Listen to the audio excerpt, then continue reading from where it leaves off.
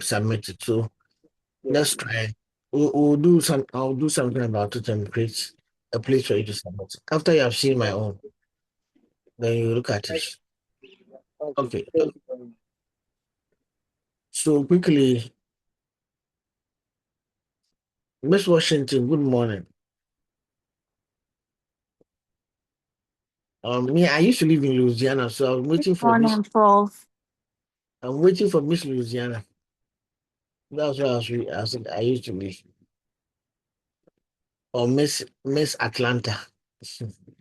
We'll give Miss Atlanta to somebody else. So today we'll quickly go through data governance, which is one of the chapters in our book. And then after that, we'll look at some of the other outstanding issues in terms of assignments and feedback from me. Okay. So this is not just a discussion. Data governance is one of the terminologies that is being thrown around in the office space today. And quite a number of people who do anything with policy always confuse data governance policy with the IT policy. We have come to understand that the IT policy looks after all IT, anything related to IT. So data governance policy will also look at things related to data governance. But since IT is the one that embraces data, so data governance will also be a subset of IT. So a person can have an IT policy but not have data governance policy.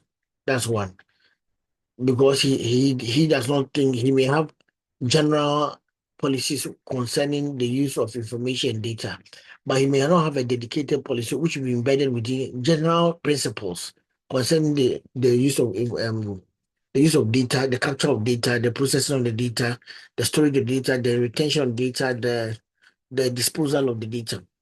But he may not necessarily have a full-fledged policy. One of them is like University of Ghana. If you look at the IT policy document that the University of Ghana has, there are statements in the IT policy, which is the combination of different policies that kind of lend itself to what we call the data, your what we may call the IT, sorry, we call the data governance policy. So it's an IT policy that has aspects of the IT policy covering issues concerning data, maybe especially how we will use the data and how we dispose the data. So you may not necessarily find okay, so let me just show you what I mean by that. But some of our organizations actually have a policy dedicated for data management and data capture, data retention, and all those other ones. So look at this University of Ghana IT policy. Assented to in 22nd 2022 June 24. Okay. Now if we look at the document, it's a combination of different policies. Acceptable use policy, email policy. These are things that I've talked about before. Bring your own device policy. Some of you have this in your organization. ICT procurement policy, UG website policy. Now look at this one. There's one that you didn't bold, but it's supposed to be there. Information security policy, and then information security guidelines for all. So in the information security policy, you have sensitive data one. Then in the guidelines for all, they have retention of data, data security, compliance with legislation, and things to do with the breaches. So if you look at even the page numbering, these are just one page, one page, one page. So it might not be as detailed as somebody have a standalone policy for data governance. So let's just quickly look at some of the components of what they have there. Okay, so retention of data. Remember I mentioned that. So guidelines for all. Electronic data shall be stored in the university's approved storage space. Okay. Then they go on to say something else. Let's look at things about data. Personal data shall be retained no more than the period necessary to achieve the purpose for which the data was collected. Personal data of staff and students shall, however, being used by the university for purposes of the alumni and other resource mobilization activities of the university. Student records and policy records shall be retained permanently by the university. Personal records may retain 60 years after their recreation and 25 years after the person has retired. So please you can see it here. So until you are after their creation. So one of them will come first. If you get to 60 and By the time you join the university, you're usually around 25, the minimum age. But when you add the 60 to 25, that'll be 30 to 85 years. When you finish, you retire at 60 and we add the 25, you still get to 85. Okay. So technically, either 25 years old, you enter the university, or you enter the university at, you finish the university at 60. By 85 years, your data will be deleted. That time, I don't know whether UG will even be here. Medical records shall be retained permanently by the university hospital as per local and international best practices. Electronic records shall be retained for 10 years. That has to do with it. Okay. And all other records shall be retained for 5 years after its creation. 5 years as a closed file creator, and 5 years as a record center. That means 10 years in total. So maybe after 5 years, the lecturers are supposed to send your results all to that record center, and the record center to keep it for 5 years. So after 10 years, if you didn't come and check your marks that you didn't get, maybe you may not get it anymore. Data security. The data controller shall protect the integrity of the personal data in their possession through appropriate measures to prevent loss. Okay, so they are mentioned that then personal data shall be confidentiality. So all these are clauses governing data.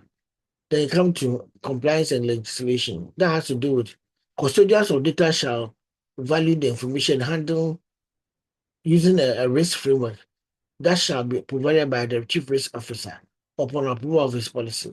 The risk-based approach helps to identify the value of the information without compromising the integrity. So some institutions classify the data. They have data which is public, they have data which is internal, they have data which is restricted. So there are different classes that they can give to your data. And I'll show you an example later.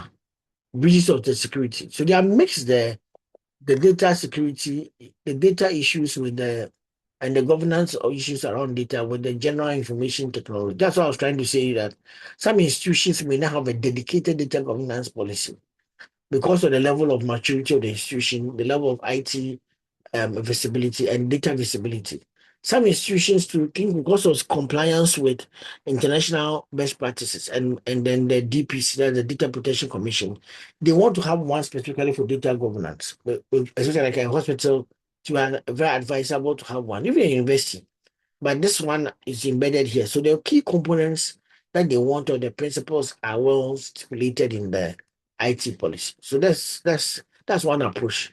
The other approach is when somebody wants to develop a complicated, a dedicated DG policy, and then have some money dedicated to it to be able to implement it. So that's what we are leaning towards. Mhm. So data governance is an essential aspect of data management and ensures quality, integrity, and then what's the name? Integrity, security, usability of data within the organization. It encompasses one, the processes and policies and standards and rules. Remember, we have learned about policies, standards, and then and procedures and guidelines. Okay. Necessary to manage the data throughout this life cycle. So that's one thing. The simplest definition of data governance is that how do we manage our data from the time we create it to the time we destroy it? That's all it is. How do we, that's the question you're answering. So how do you manage our data from the time we create it to the time we want to destroy it? Yes, I hope you are understanding me. Okay, let me disturb some people small. So Geraldine, are you here with us? Or Franklin, are you here with us? Yes, sir, The please. Good morning. Franklina is rather here. Franklina, so what is data governance in its simplicity?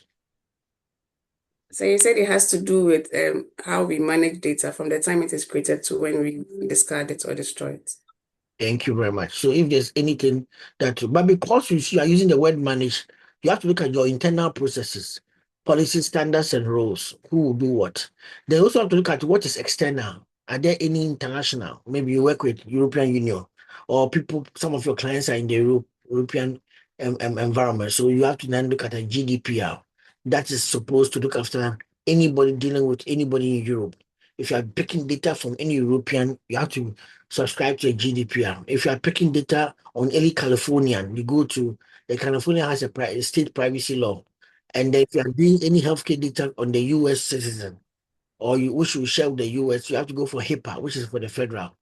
In the US, the laws are both at the federal level and at the state level. So the US doesn't have policies that are just cut across just or the whole country. It's only for specific things in terms of sectors. So, for example, healthcare sector, they have one covering the whole health sector. But when it comes to things like privacy, California has its own. You may go to Boston, they may have their own. Because of some of the nuances of the what they do. One, the kind of companies in the town. Number two, the kind of businesses that also run data issues. So California, like this, you have Hollywood, so you end up having all the movie industry there. You also have end up having some computer giant companies there. But I go to another place where Silicon Valley and other places are, you also realize that there are different things that they do in those towns. So sometimes the state has a strong arm on things concerning IT related policies.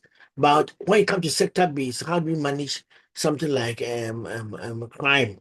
You could have some at the federal level, which will oversee certain type of crimes, and you can have some at the sector level, which is also we use at the federal. When you say federal, it goes across the states.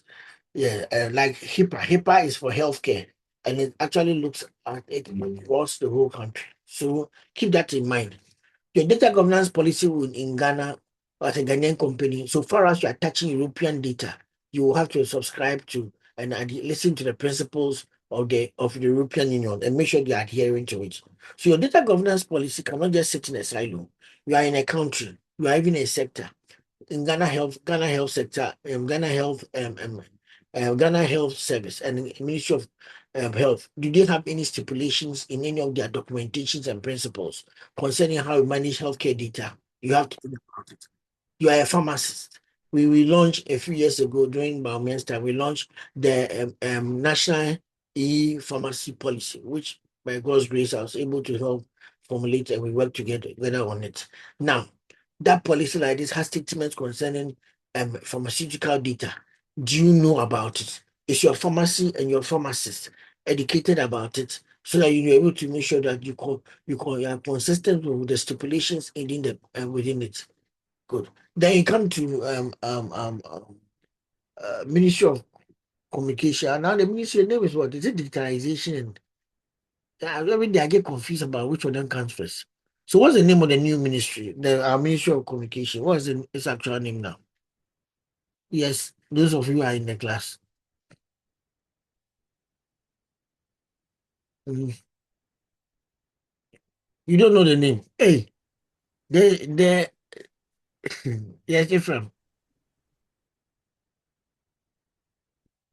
Ephraim, you're trying to say something.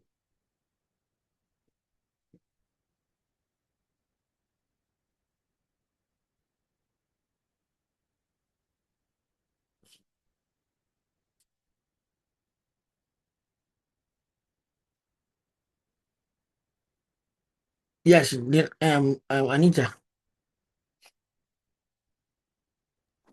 Of its Ministry of Communication, Digital Technology and Innovation. And the minister is called what? Sam George, Honorable Sam No, no, no, George. the minister's position.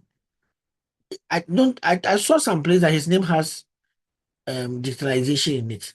So you say Ministry of Communication, what? Digitalization and what? Digital Technology and Innovation. No, there's no digitalization in it. Okay, Ministry of Communication, Digital Technology, and then Innovation. And then the minister's name is what? The minister of. Well, I've seen people writing Minister of Digitalization underneath his name before in some of the media documents. So the minister is titled as what? Minister of. Is it supposed to be? I thought it's supposed to be the same name as the ministry, but I've seen other names before. Anyway,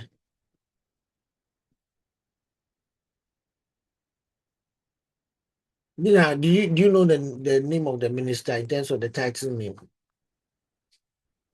So I know he's called the Minister of Communication. I don't know whether they bring all the other ones. Okay, when you check it on the internet right now, they add all the other ones, but that means that the media has been making mistakes. So because last time I saw one with the digitalization that I was confused. I said, the ministry is not called that. So it's Minister of Communication, Digital Technology and Innovations in Ghana. That's the official name for the ministry. So just the name over it. But sometimes people write it in the wrong way. That's what I'm trying to point out. Okay. So for example, someone that's the Minister of Communications and MP. Then he add the other one. Okay. I think it's up to be the way he champions himself and the way sometimes the media has a play with the words. Okay. Let's continue. Good. So, data governance policy is a comprehensive document that outlines how organization handles, manages, and uses its data. It establishes the rules to safeguard the data, define rules, responsibility, and set standards for quality and security. Okay, so within it, you have a number of different reasons why it is important. One, for quality and integrity. Two, for security and privacy. Three, for usability. Four, for compliance. Quality and integrity, we know what we are talking about. In terms of accuracy of the data, consistency and reliability of the data, as it travels through the information systems life cycle, and it also has to travel to a data life cycle. Okay. And then we are going with security and privacy, unauthorized access and unauthorized access, unauthorized alteration too is important. Not just unauthorized access, unauthorized alteration. You can have access, but you have not been authorized to alterate it. Then unauthorized sharing. Some of you share things that are not supposed to share. Unauthorized sharing. So all of these things matter. There are two keywords that have been mentioned as security and privacy. We will look at their interrelationships later. Then usability to ensure data is accessible to permitted users in permitted ways, enhancing usability across so permitted users in permitted ways on the authorized way. That's what I mean by then compliance. Ensure that all the policies that and regulatory requirements, whether we are working with Europe or we are working with the Americas, we are working with people within the AU region, we have to adhere to every principle and every policy that the partner that we are cooperating with is actually the rules and regulations that kind of govern the partner that we are operating with or transactions in the jurisdiction of that partner.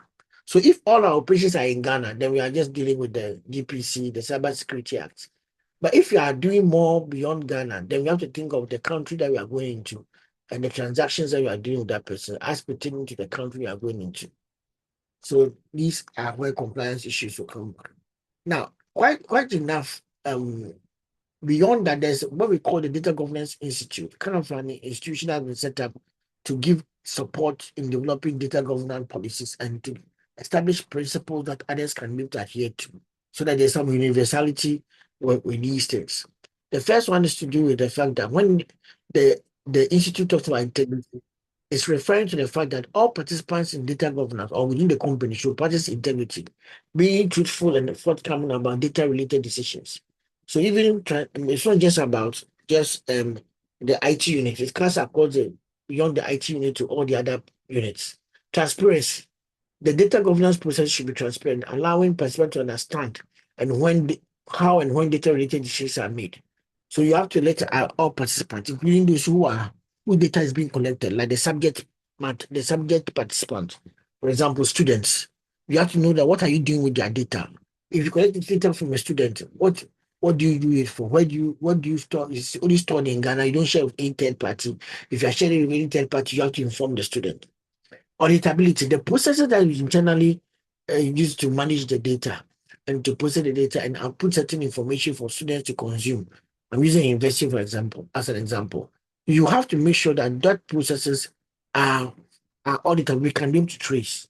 So a few years ago, there was a case in which, for example, I'm teaching with, let's say, Daniel Wusa, and then maybe Efua Sam, the three of us are teaching one course.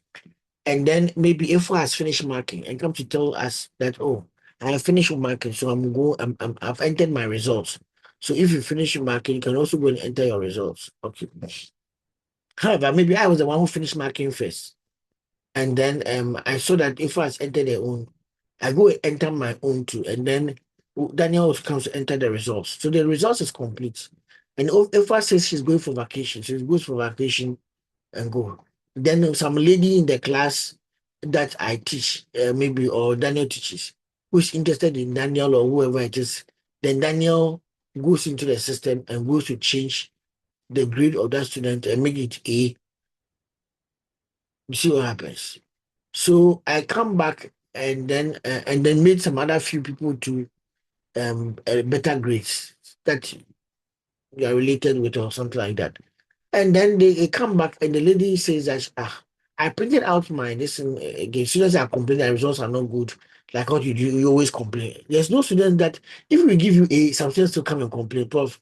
You give me A, but I want to be sure whether it was a strong A or it was a soft A. I said, hey, you students, now you have got A, you want to know whether it's a soft A or it's a strong A.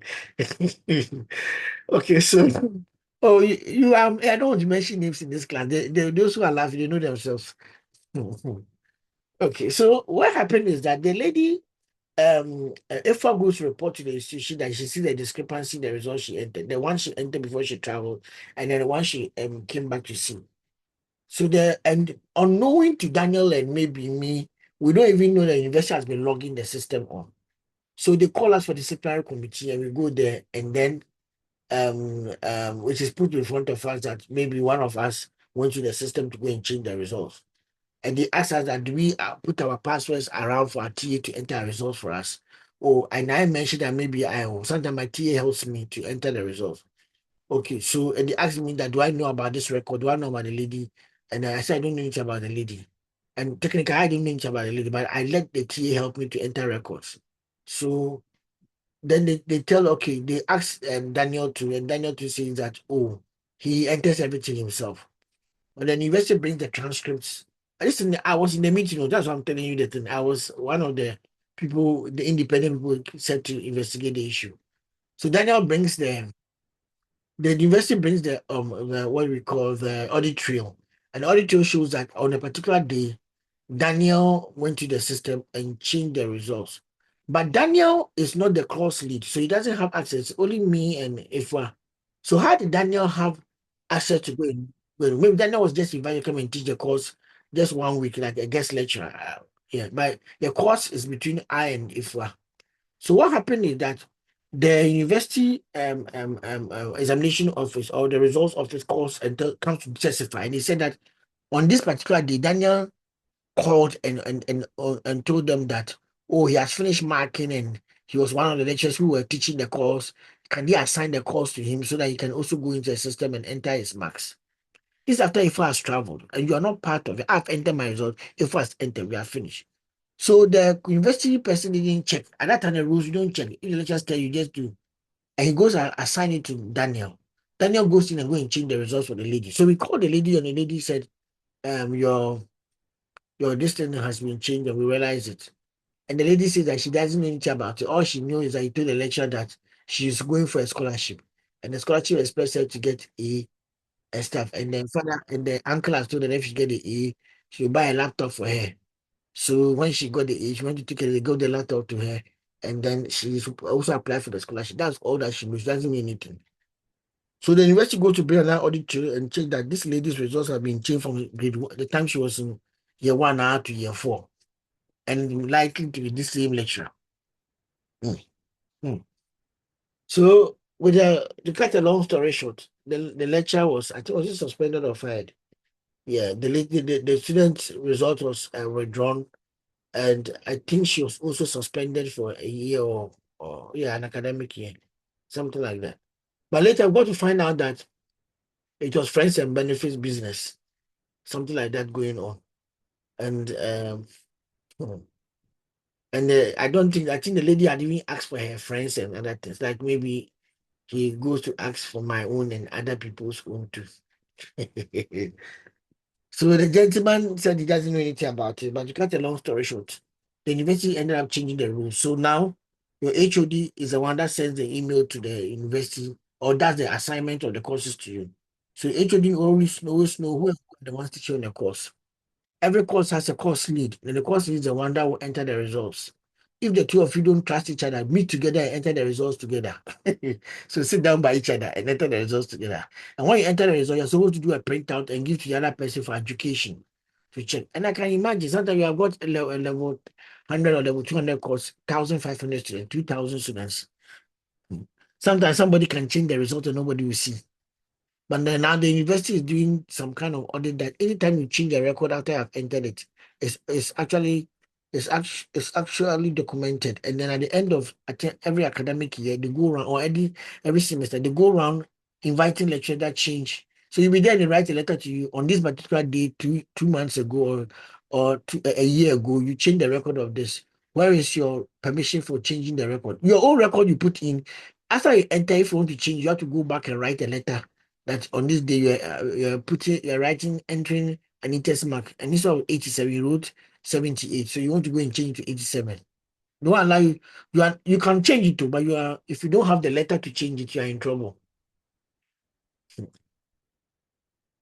So especially there's some lag between the time you enter and the time you change it. So that's why when some of you come out, say do something about it, say do something about it, the lecturer tells you can't do anything about it. Because if he goes into the system and makes a change right now, he needs to what? Should explain himself when they do the internal audit.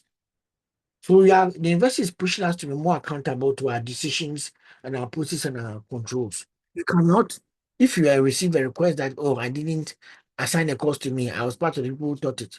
You have to go back to the HOD and find out, you the administrator. You can't just go ahead and say that you trust every lecturer. That's also what happened. There was a breach of the trust. The lecturers have been trusted for so long that they thought that everything a lecturer comes to tell you is the truth. So the lecturer tells you, and you also go ask for permission, you also give it to the lecturer and increase problem. See what it should establish responsibility of who is managing what data and whether and who is accountable for it, at which level is the person accountable. Then checks and balances. It includes check like what I just mentioned. You, HODs are the only one who can request for course allocation or do the course allocation on the platform. So if the HOD is the one who is corrupt, then there's another issue.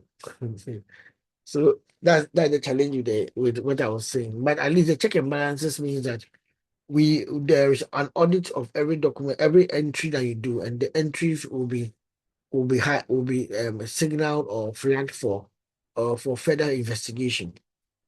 Standardization to support the standardization of enterprise data. So now you cannot sit in the business school and decide on what you want to do with the data and how you want to enter it, and you have your own decisions on how you want to be able to alter it to. There is standard way of doing it, and it's established across the university. Then change management. It should also support proactive and reactive change management activity for data values and structures. So there are situations in which the data is a lot, and one lecturer was not able to enter everything. So what then happens is that the HOD, after somebody has entered, the next person who wants to ask to enter has to ask to the HOD. The HOD will give permission so that we can able to see that apart from the audit tool that we are able to log and know that you are the one who entered the result by the computer log, we are able to also have the process log to show that there was right permitted ways. You are permitted to do something with the data, and you are permitted in the permitted way. So you are go through a legal process of getting the data assigned to you so they can make the changes you want to make. There's a case study here. Don't worry so much. Okay. I wanted to jump that to man.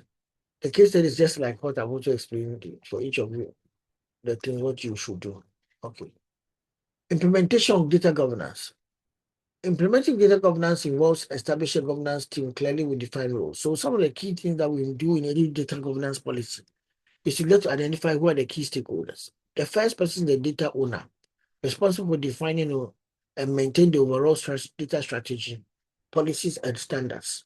And usually that data owner will be reporting to a data executive council. The council will work with the data owner to be able to establish this documentation and use to roll over the organization. So you have a data owner, they ensure the data aligns with business goals and objectives. A data owner should understand the business strategy and the IT strategy, and should be able to tease out what data strategy is needed to be able to meet the goals of the business strategy. Okay. The data steward is responsible for day-to-day management and oversight of the specific data assets, ensuring data quality and compliance with policies. Now, interestingly, if an organization is very complex, like you go to the hospital, you've got pediatrics, you have got OPD, you have got surgery. It's possible to have a data owner for surgery, or have a data owner for OPD, have a data owner for pharmacy, or dispensary have a data owner for all the different ones. The reason is that some of the data are not as similar as the other data. So we want somebody to have the domain oversight over that data, so that in case surgery data is coming and a data element is not in it, you are able to tell because you have got that domain knowledge over that area. So in some institutions, they have got different domain owners, data owners, and they come together with other key executives to form the data executive council. Okay. Then the data steward will be responsible for day-to-day management and oversight of the specific data assets, ensuring quality and compliance. But the data custodian is doing the technical part, responsible for technical implementation and management of data storage, infrastructure, and security. So the two of them could be working together even in the same unit. But when a custodian has to do the technical aspect of data management or data governance, while the steward is not just about technical, it's oversight on the data assets and ensuring that there is consistency, there is integrity in the data processes, and the output is quality data, which is compliant with the policies. The data user is the one who is sitting in the organization, who is entering certain things into the computer for us to be able to capture the data. So he's the one who is actually having a direct engagement and interaction with the data. Okay. For example, Spotify serves as an illustrative case for effective data governance. The music streaming service was created to address the issue of music piracy, because a lot of people are pirating their music through different platforms, which is severely impacted the music industry. Spotify business model relies on tracking the songs users play and reimbursing artists accordingly.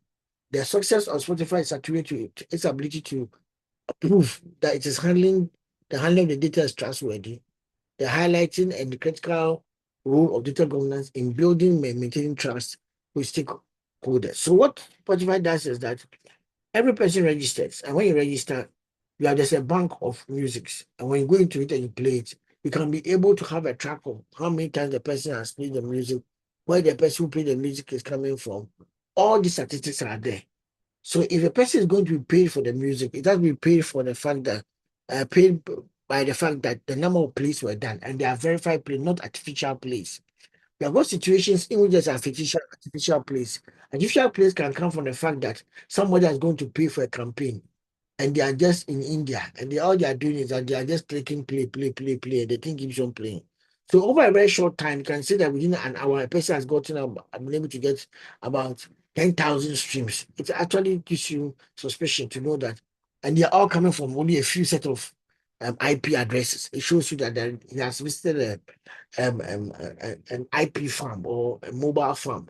They are going to pay. And the farm, what they do is that they put the phones on some sticks and they have done it continuous play.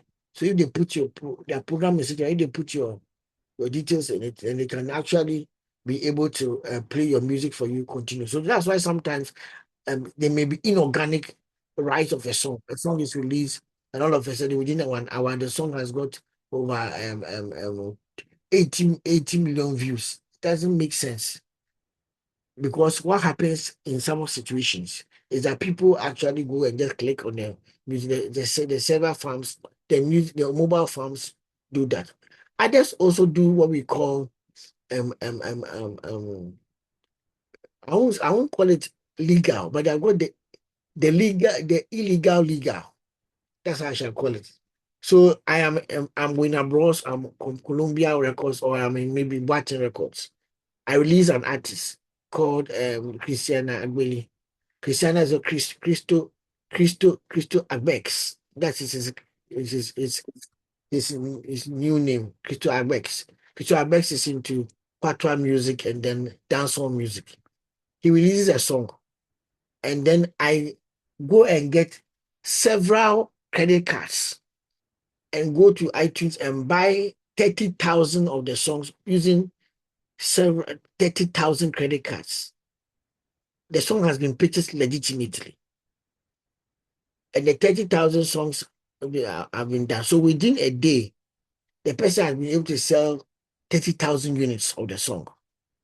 Now, I'm not saying stream will sell. Question is that how do you do this and 30,000 per month? That is like 30,000 individual cards, was credit cards or debit cards have made the purchase. What has happened is that my company has actually tried to be deceitful to make it look like it is different people buying the song so that I can pick very fast and meet and trend and come to the front. Now there are others too who do the same thing in iTunes. They go and buy. So you want to buy, if you go online, say you want to buy iTunes Play or iTunes downloads. Buy iTunes downloads. Okay, so if you look at it, let me just show you something. It should not show here, but there are platforms that actually, if I come, let me add,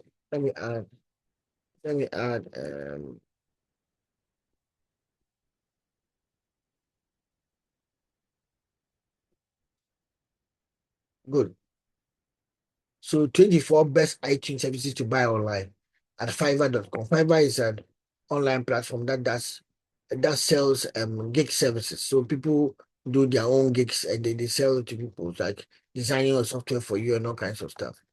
Now, this one, 24 best iTunes promotion services. So somebody can go and buy this service. Okay. I will raise your purchases and market reach to chat you on iTunes. So let's see how much he's selling it. So it tells you this is his rate card. Where's the rate card? I'll put the other side. 120. Day one, top 200. I'll get you to top 200. Top 10 chatting. We will promote your single to fans to support and to chat for 1 day on the general chat. So you choose the general you want, and then they can make it work happen for you. So if you want to, Agbex, Christian Agbex is patois singer, so you will put him in dancehall, and within 1 day he will become the most downloaded song or the most streamed song in that particular one. This guy has been doing it for some time. He got 5-star rating, 266 reviews. So this was some of your and this is in South Africa. So he does, this is his gig. 1 day, other day, 1 day top 200. So you are not going to your top 100 or top 200 to top 10, depending on how much you are paying and how many. And you can buy you can buy 3 quantity 4 days. So that means that day one, 120. If you buy it for 4 days, so for 4 days in a row, you'll be the one tracking. That's one of the reasons why after they have done all these promotion services, after some time, you say the song is not getting any traction anymore. Because it's like going to the radio stations and paying for payo. I'm not saying it's wrong. I'm not saying that this is what sometimes the business market does. So there are so many music promotion services.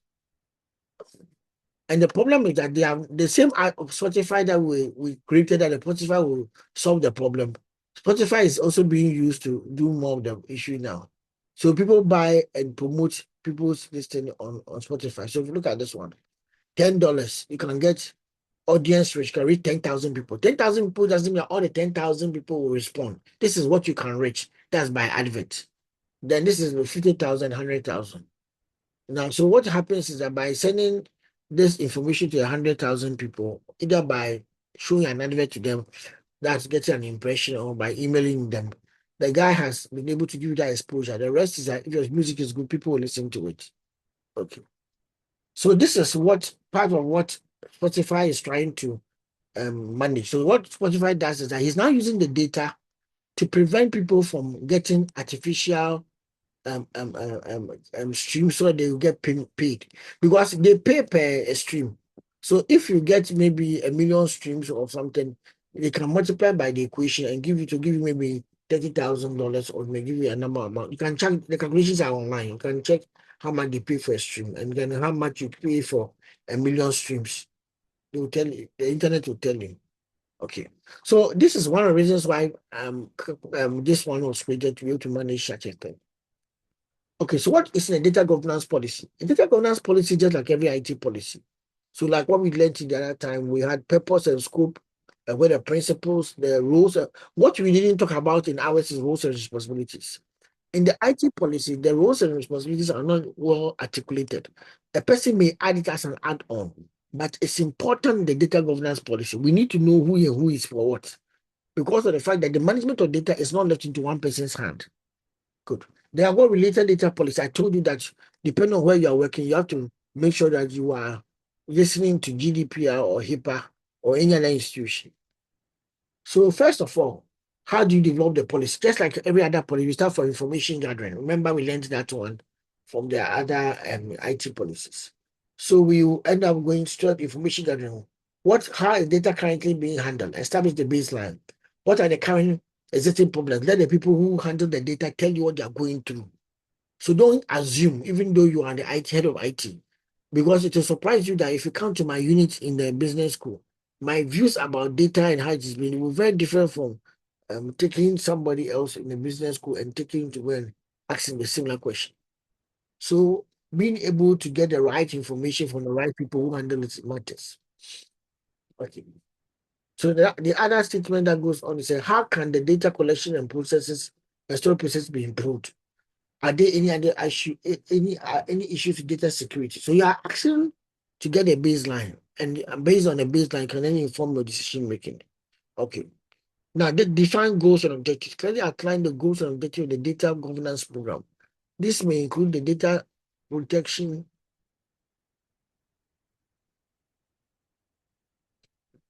It may include the data protecting the data integrity, implementing data management software for clean data, establish standardized processes, and then fostering a data reliant culture. Then the principles. Principles are what we will try to obey or use to guide and have meeting or create a unison in the way we look at data. So one principle is what we mentioned earlier: integrity, transparency, auditability. So that we enshrine them in every process and activity. So the principles will be the overall governance strategy that will also adhere to. Some organization can pick three of them and make it much more their focus. For example, yesterday I was in an undergraduate research conference, and somebody had done a research and found out that among the governance principles, only two of them is what UG is doing very, very well. And she told me about it. I said accountability and then something else, and I think transparency. And she said that it was because of the fact that those two are the core values of UG. But when it comes to things like fairness, and you mentioned another one, which is on the or was part of what she was measuring, she could you see that there were little certain gaps in those ones. And I said, oh, that's interesting. It looks like the ones that we are doing well in are the ones that are part of our core values. But the ones that are not part of our core values, we are not making much noise about and running with it.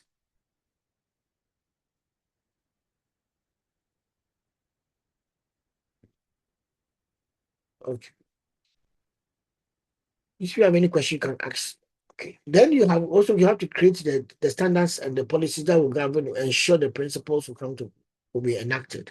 Develop detailed policies covering data usage. So this is what you saw the University of Ghana one, having an IT policy and having statements in for the different access, privacy, quality, and security. But some organizations actually have a policy for usage, a policy for privacy, a policy for quality. Privacy, as for privacy, we are not surprised. We were talking about Samsung having their own privacy policy about how they use they collect your data and use it. But this is not the only one that you can have a data policy, a data retention policy, a data appraisal policy. So many different statements you can put into motion for your organization. So apart from the data governance policy, you can have these subsets that are different policies that kind of manage data within the organization. I mentioned that those ones which are retention, acquisition, all the steps. You can have a policy to guide them. Then you have establish a data governance framework. The framework should outline the rules and processes needed to ensure compliance with various laws and regulations. It supports that the data governance program by standardizing the rules and processes within the organization. So somebody will establish all that will required to implement it and make sure that it's running the organization. So he will not just develop the policy, but will have a strategy to implement and roll it out. Then implement the data security policy, design security control support, protect customer and business data from unauthorized access, establish your quality controls, promote sharing and integration. Now, if you have policies on data security, data quality, data sharing interrogation, it becomes very easy for you to enact them because you have got single policies for each of them. Then you define roles and responsibilities. That's why you should have even done it earlier. So I don't even know why I put it below like that. It should have come earlier. And then monitor and evaluate the progress. So every good data security policy or IT policy always has a statement on how we are going to review the document and how often we are going to do so. Okay.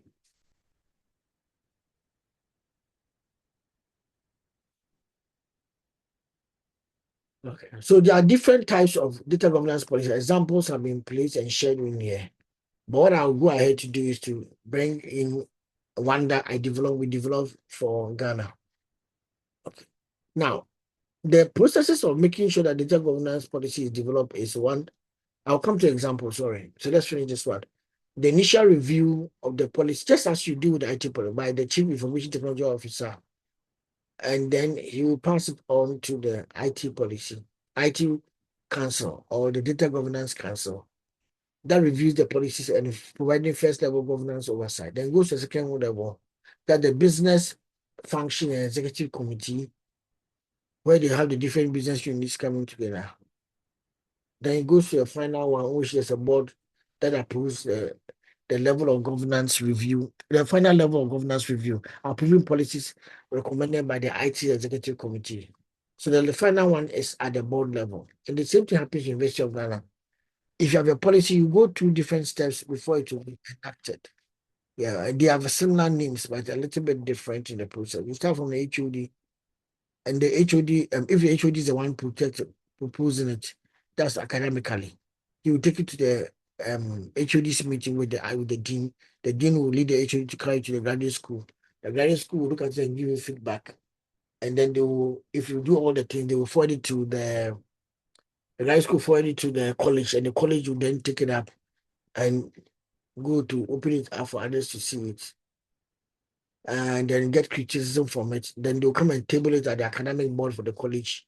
If it passes through the academic board of the college with all the professors in the college looking at it and all the senior lecturers who have been selected to represent their department looking into it. From there, to move to the provost office for final corrections before it move to university appointments board and later to the to the university council. So it's quite a lengthy process, but we get it done. Okay, so now let me show you as an example of a policy from, let's go to Office of the President and then look at one for data, one for the Jubilee House.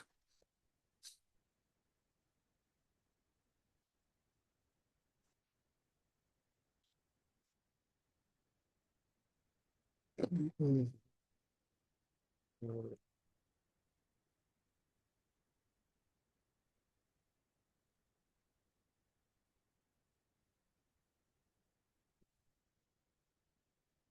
Okay, I have it here. I'll share it with you. In fact, let me drop it in the chat room here.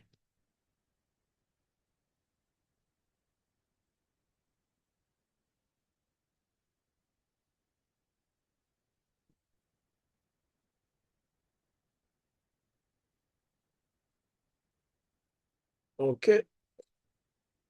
Please, have you seen it? I've dropped it in the chat room. Oh, couldn't go. Okay, now it's, yeah. Have you seen it now in the chat room here? Yes, please. Yes. Okay, thank you. So this is a data governance policy that we did in class for the Jubilee House. How we manage data in the Jubilee House. Okay, before you look into a document, what would you expect should be in the document? What do you think should be in the document? Yes, we have heard a lot of things. One thing that you think from what Prof has talked about, what do you think should be in that document?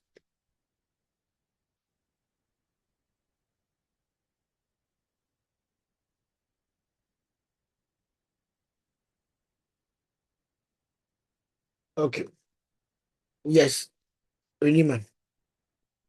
Okay, so to start with the people or individuals and then their roles they are expected to play. Good. Wilson, good. Very, very good one. Yes, any other person. Don't open the thing and read from you. Okay. Any other person? What else do you think should be in it? I mentioned a number of them. Hmm. If we're some, dear boys and gentlemen, what should it be in the data governance policy?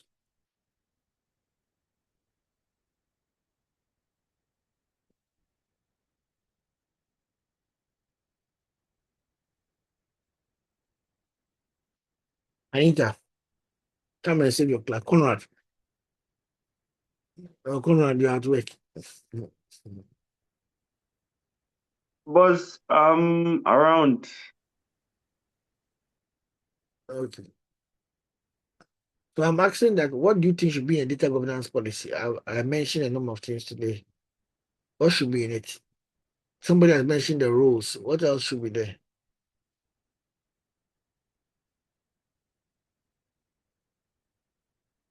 Okay. Yes. So nobody, yes, Dina. Establishing quality controls. Okay, good. So you have done the IT policy. The same things you see in the IT policy, some of them are supposed to be here. So I'm surprised people are quiet. Okay, thank you, Dina. So look at this. This is I've not added a table of contents, but I think that will become after that. Policy statement and purpose. The Office of the President of the Republic of Ghana recognizes that data as a national strategic asset. Managing that data responsibly, securely, and ethically is fundamentally good.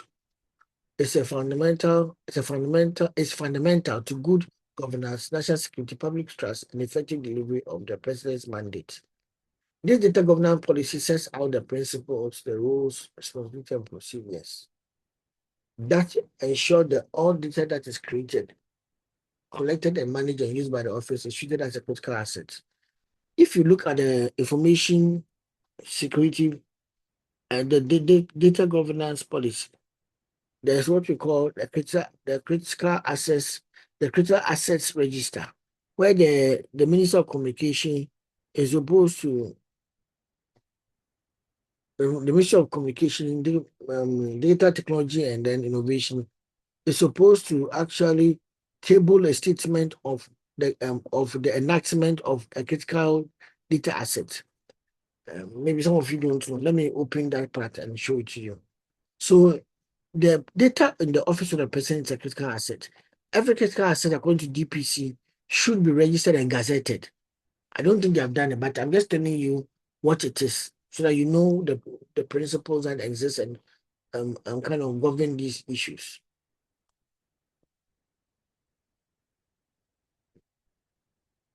Okay.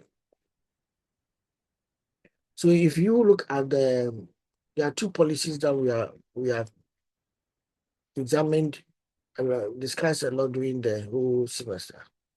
One of them is the the data governance policy, and then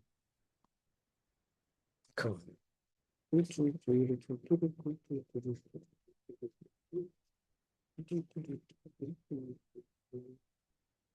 Okay, so this is document.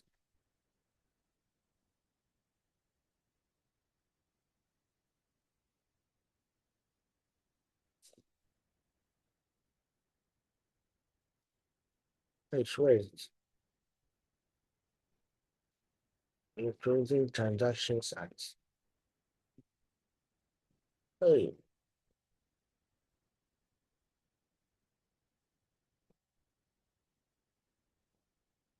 Hmm.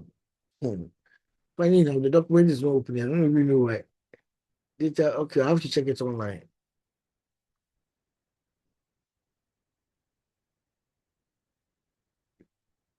Oh,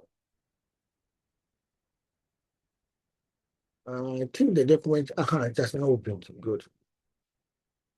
So the cybersecurity and the data governance. Okay, thank you.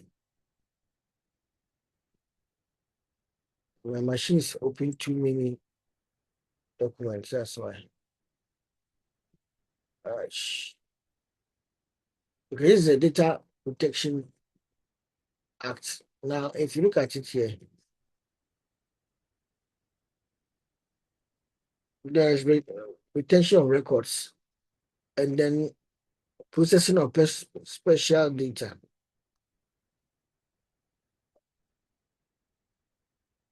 Okay. Data protection register.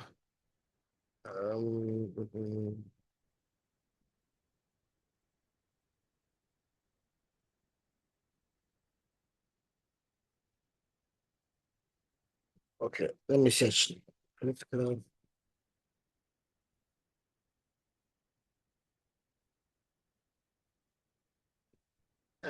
Where are you trying to find it?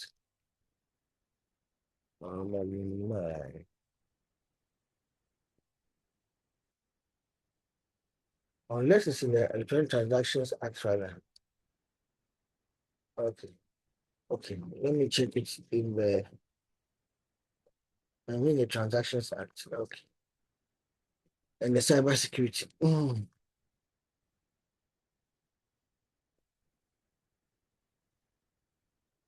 Okay, so the cybersecurity called their own critical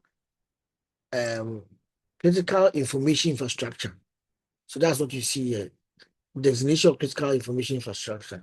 Then the Electronic Transactions Act. I mentioned another one. I mentioned the data protection, the Electronic Transactions Act I wanted to see.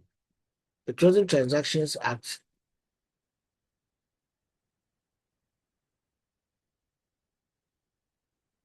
Oh, that's it. Page 26, if I remember. So please know, I opened the Data Protection Act. I wanted to open Electronic Transactions right now. So this is Electronic Transactions Act, Act 2008, Act 772. So that one also has its own registration of critical.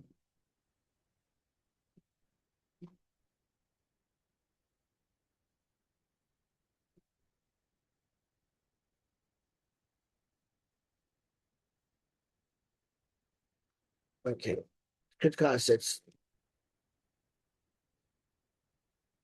Good, that's it. 55. Okay. So when the office of the president says that it is a critical asset, it's trying to refer to this statement on page 55. I'm trying to show you that the policies have to, data protection policies have, data governance policies have to adhere to what the country has mentioned.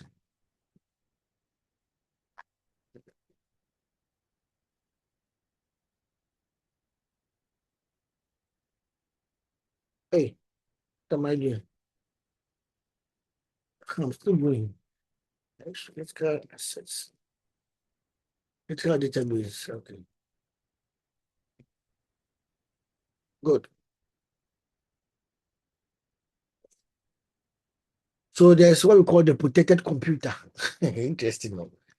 That's item 50, page 26, item 55, clause 55. So the minister shall declare computer system or network as protected system by notification.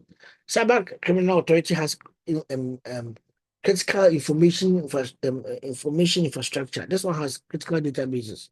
So it starts from the computer. The computer has been gazetted as a critical computer. Okay, or as a protected computer. Then out of it, you have got the identification of critical electronic record and critical databases. The minister may, by notice in the Gazette, declare certain kinds of information which are of importance to protection and national security of the republic or economic and social well-being of the citizens, like our healthcare data, to be critical records for the purpose of this act. Establish a procedure to be followed in identification of critical databases.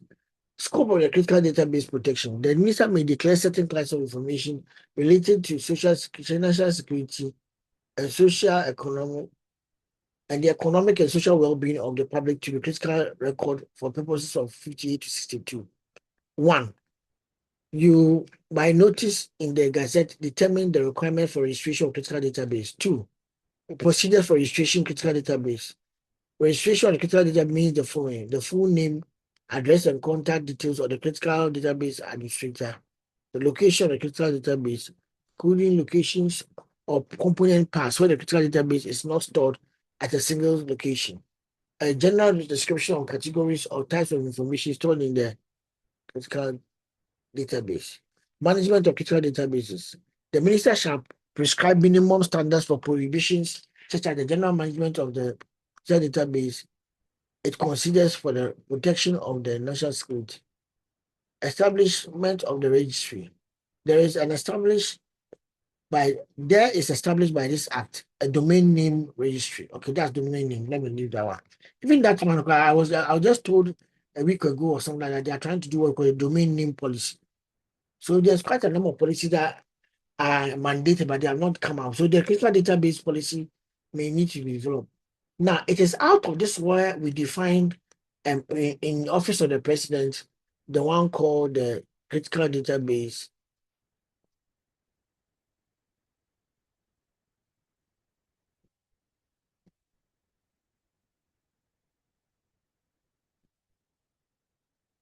Okay, where is it? Oh, I want the this is so in the data governance policy of now you can open the one I give you. So it's shared as a critical asset. So that's what it means. That means that it will be the database itself will be gazetted or has been gazetted.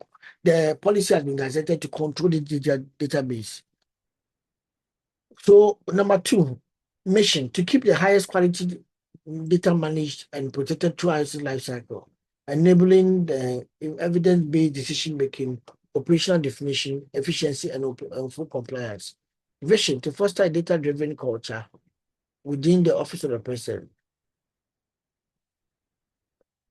built on integrity, security, transparency, and accountability. The policy formalizes data governance as a core function, establishes clear lines of what accountability, ensure data is accurate and reliable for a fit for purpose, ensure data from the unauthorized access is protected from unauthorized access, use, or disclosure, ensure full compliance with Data Protection Act and other relevant legislation, and improve the efficiency and effectiveness of office operations. Scope: all the personnel and of the Office of the President, including staff, advisors, contractors, consultants, and then personnel on secondment. All data created, collected, processed, stored, managed by the office in any format, electronic and then paper. All information systems, applications, technology infrastructure used by the office. Okay. Remember that we are talking about the cyber crime having critical information infrastructure. So that one to play secure role. The guiding principles: data is a national asset. That's one you should know. Accountability, lawfulness of processing. Please, these things you are seeing here are drawn from the principles already enshrined in the Data Governance or the Data Protection Act. That's where it is drawing it from. So somebody will be asking that, where did you get these things from? It is drawing from the principles that govern our data, enshrined in the Data Protection Act. Okay. So you cannot develop it without looking at that act as much, unless you know it overhand. Okay, so then about data quality, classification of purpose, data quality and integrity, security and confidentiality, data subject participation, and limited retention. All these things are principles that will govern our behavior in the Office of the President. Then what is the strategy? How is the TS outlined? The Presidential Data Governance Council. Okay, you have one, the chair, the members, and the responsibilities. So the council is what, remember I told you about the council earlier. And the council is what will actually do the strategic vision of the data governance, approve all the policy and standards, and then discuss high-level cross-functional data issues escalated to it.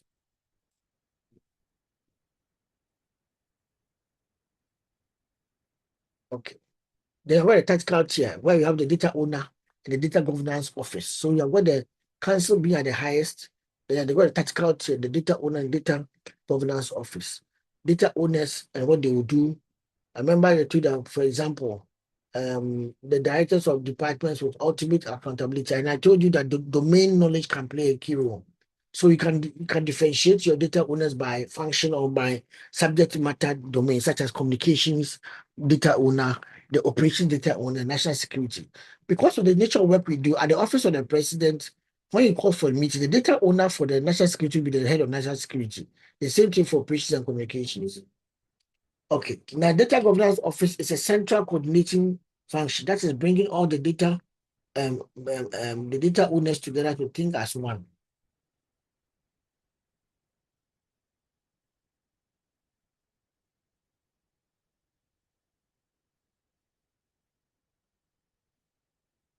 Okay, so after having the data governance office, you go to the operational one. Data stewards, custodians, and users. So all of them are needed, but they are play different key roles. The stewards are subject matter of experts appointed by the data owner for day-to-day activities. Then they define the business rules and quality standard. They monitor data quality and oversee uh, uh, remediation about their data, and then they serve as the primary point for all inquiries about the data. The data custodian is a representative coming from the IT office who's doing the operational things. I remember I mentioned this earlier. Okay, so he's doing the data, he'll be doing backup, recovery. But the word custodian sounds so big that if you think that he's the only one who manages data in the whole place, data user, all personnel who access and use use data as part of their official duty, like the person who are entering students entering the data about themselves when they are registration, the secretary entering data about people who are registered and sign up for a class. All these are data users. What are our core components? We have a data classification policy. Every data in our office will be classified into four. When the data comes, is it a public data? Is it an internal data?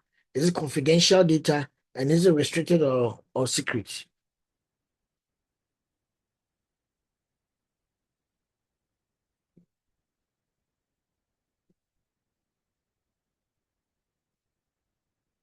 Okay. Then you have got data access policy. Now, remember I said that all these small sub policies can be standalone documents. In a data governance policy, you are having them as extracts or summaries. Some organization may not have the full thing. Like I showed you UG. UG has statements like that, but they don't even put the headings there. But I have put the headings there that you can have them as statements that cover it. But you can have a detailed one just for access policy. And then you can have a detailed one just for quality, for retention. For example, all data shall be retained and disposed under the Public Records and Archives Administration Act. There's an act for that one too that we can have to adhere to. And there's an act for the universities and universities, so you have to adhere to the Universities Act. Okay, so I mentioned that the data, all these other policies can be standalone. So let me show you one standalone policy, which we call the retention policy. So this is a data retention policy from an organization abroad. Okay. So just for data retention or not for data governance or who data or just retention.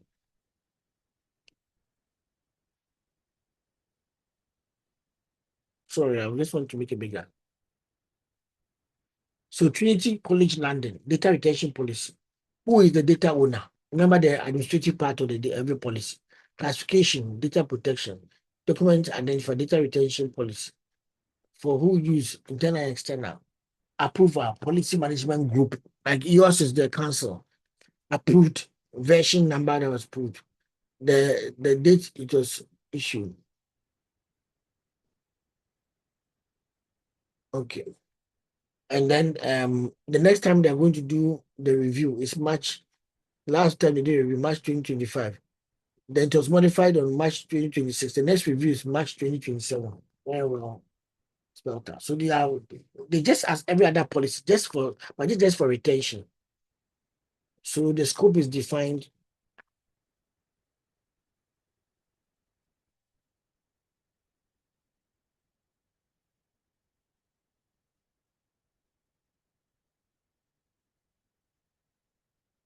Okay. So we have here the aims of the policy, and then it goes through. So I'm just showing you as an example. Let me show you as an example. Then the change in control, who enacted the policy, what has happened so far. Okay. Now, the one I gave you from the Office of the President, please go through it. I'm come to finalize this with you. Just give me a second. I want to drink some water. Please go through it. I dropped that one. Oh, sorry. I think did I drop it?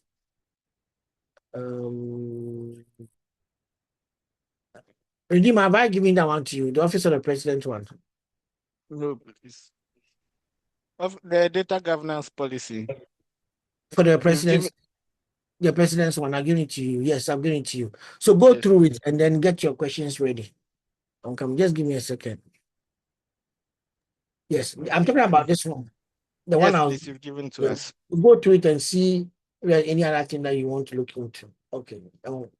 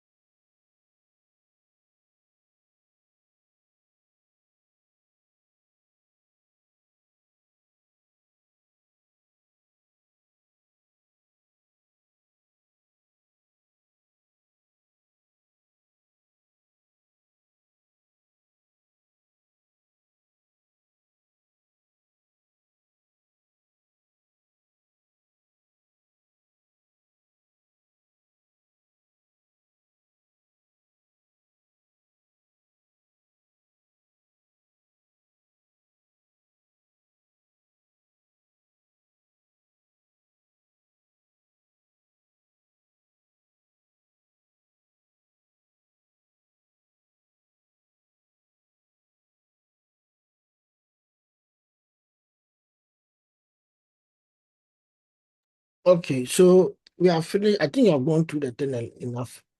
You have seen it. So please, you see that it's not necessarily different from what you have learned done for me in the other courses, in the other policies. But the only thing is that this one is data, so it has some key things that should be in it.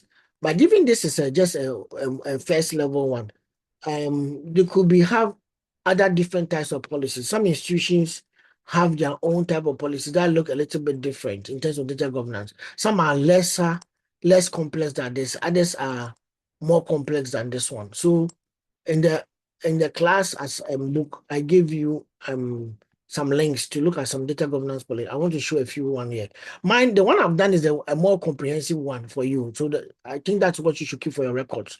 But it doesn't matter for us to look at some other ones coming from other institutions. So this is from New Hampshire, sorry, the Department of Education. They have a policy that is. Then I hope you guys are here, Franklina. Yes, Prof. Yeah, yeah. Yes, sir. So look at this one. It's not very structured like the one we have, but the key things are there. They have their introduction, they have their mission, the data governance strategy, they have their principles, accountability, ownership, and some other decision-making processes and stuff. Intended outcome, what they want to achieve. Then they go to the governance rules. They have a data policy committee where the directors and the deputy commissioner of education, the data governance coordinator, they have a data governance coordinator for that position. Then they have the data governance policy committee, and the data governance committee. The policy committee is at the highest level. Then the data governance committee is where the stewards and the technical people work together. All the best. Yeah. And then you have the director of data governance program, director for division of education analytics and resources, and data governance coordinator. Then the data security and compliance officer. See, the document is just for defining rules. Data owner. So you see where the security compliance officer even comes above the data owner. Data owner works with the data stewards, and a data owner ensure data collection and reporting are properly authorized. Okay. Then the data steward will come. Then the data governance scope. This is where the other things I did, what I call the different policies or sub policies, data access, data record. His is just a line. Mine was even about 5 lines. Yeah. Data collection, data validation.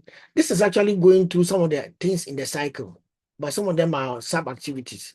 Data validation, data release and reporting, and that's the end. That's all. 2018. So that's one of it. Let me take another one too from.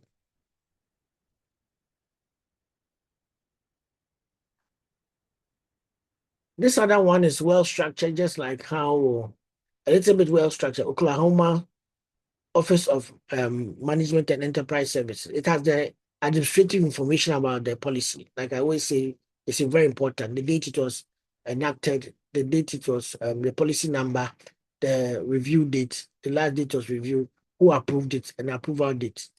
Then they use what we call the Data Management Association International document. This is what we call a framework.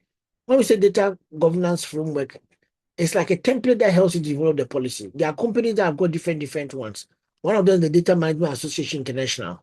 But because you're not doing data governance, I didn't want to go into detail. It's just a technical document that shows you, okay, if you are doing a cloud-based data governance policy, these are things that will be important. If you are doing one that you want to more for executives, you want to follow the ISO principles, this is the one you should follow. If you are doing one which is more for enterprise architecture, this is the one you should follow. So different institutions have got different templates that I think you should look out for and how to go about it. But I'm just trying to show you a generic one that will be easy for you here in Ghana. Depending on complexity, you can go into when you're doing a data governance course, actually, I would have taken you through those frameworks. So he's referring to the one that he used to guide him in developing his policy. So the policy are the data still the policy still starts here, the purpose of the policy, the procedure for developing the policy. It says what? As defined by the Data Management Association's Guide to Data Management Body of Knowledge. So that's what I was telling you. He's following their procedure. And that procedure means that there are about 13 or 10 different dimensions of your data management policies. The data architecture, data model and design, data storage and operations, data security. So you need policies on all of these things, or statements on all of these things. data content, documents and content, reference and master data, data warehouse and business intelligence, metadata and data quality. And this is the framework, how the framework looks like. So that anybody doing data governance should, if you're using the DAMA framework as of 2013, these were the dimensions of the framework. So you have to cover each of them and have a policy for that.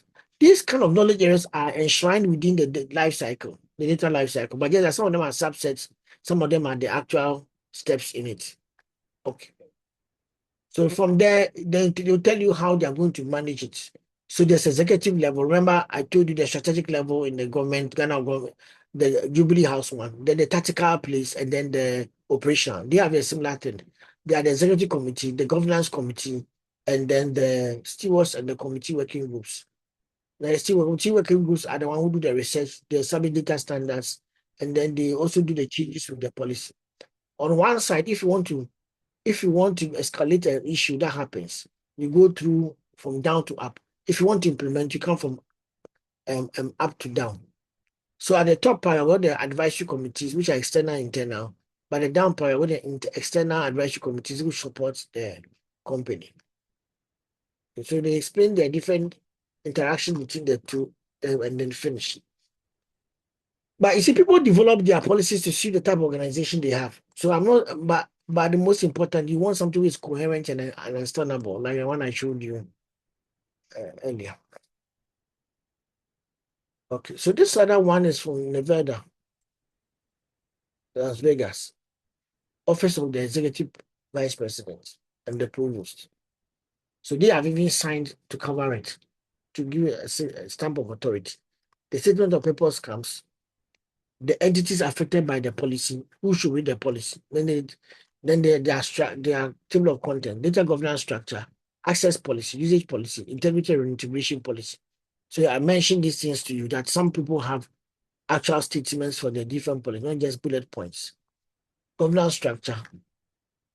And then they have an executive sponsor, director of data management, data stewards, data administrators. Then they have data access policy, data usage policy, and then the integrity and integration policy. So all I'm just trying to show you is that these things may differ depending on the organization. These things may differ depending on the organization. Okay.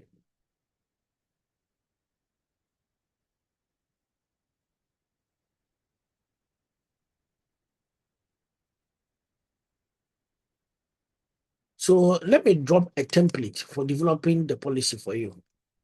A template. I'll drop that one too in the WhatsApp, in the chat room, the templates. So if you ever want to develop a data governance policy, this is a template you can follow.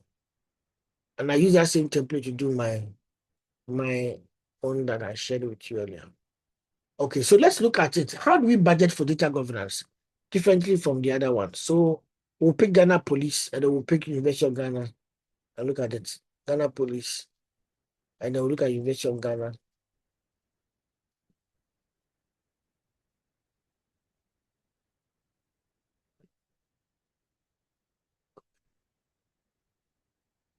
So quickly, what will be the components of a good? Yes, Franklin, I'll go ahead. Okay, so I had like 2 questions on the Jubilee House document. Oh yeah. So I don't see anything with regards to data being shared with foreign dignitaries. I mean, under the scope and applicability, there's nothing like that. I wanted to know, is there a separate document that they use to govern data that they share with visiting residents and other dignitaries? Okay, the Jubilee House one, please. It is a simulation of what we did. We just interview a few people in the class who work in the environment, and then we used to do that. Because the conversation in our interview didn't go into the foreign visits and stuff, I didn't capture it in there. But you are right, it's supposed to be there. So that's a very good critique. That's a very good critique. It's supposed to be there. Because there's a data sharing policy. So we just need a clause of data sharing policy and put it in there where the policies are. Because there is a data sharing policy and provisions and principles within the electronic transaction, sorry, the other one, the Protection Act. So if you look at, and since the document relies on Data Protection Act, you are supposed to note that. In fact, there's sometimes the people stated that all other things, even not mentioned, still will rely on Data Protection Act of Ghana. So if it's not mentioned, we will take our provisions of action from the Data Protection Act and the Data Cyber Security Policy. Some people put a statement because it's a high level document. You can't cover everything. So you just have to add a statement that says that let me just what you said is a very good thing. So let me just open it and see where we can put it. So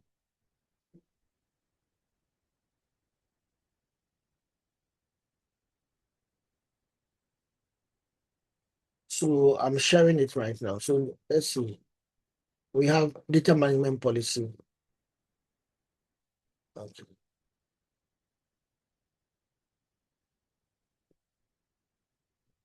So you need something on data sharing. So look at how they wrote the data retention one. So we'll use the similar thing to write it.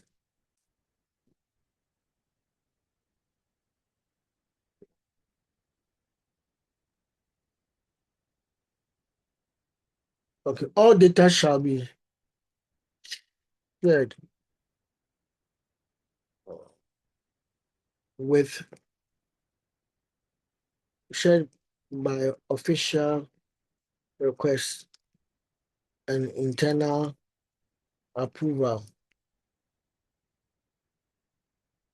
under the Data Protection Act.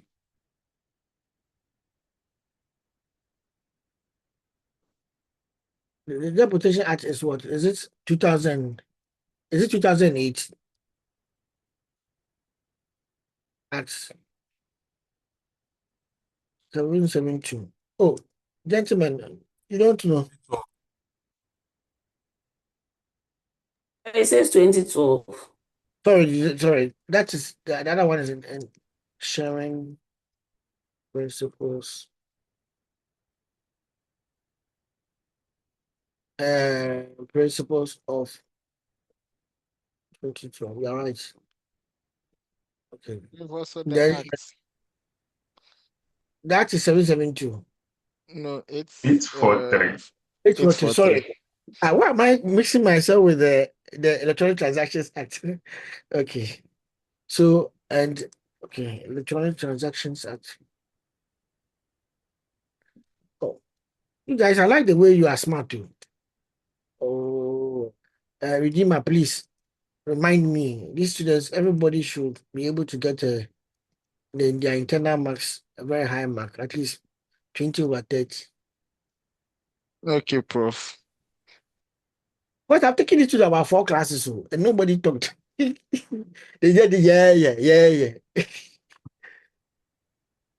Mm. And who was the one who actually mentioned it? Is it Abigail Franklina? Yeah, I'm not surprised. Yes. Franklina, And dear. Prof, And then I'll come and visit you and your family. And I tell your husband that you're doing so well in class. So you should buy you a new EV.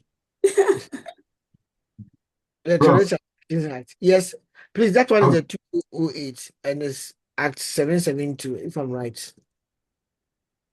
772. Yes, And please. there's cyber security. I'm coming on, please. I just want to get this right. Cyber security. What's that one called? I think I opened it earlier. Cyber security something.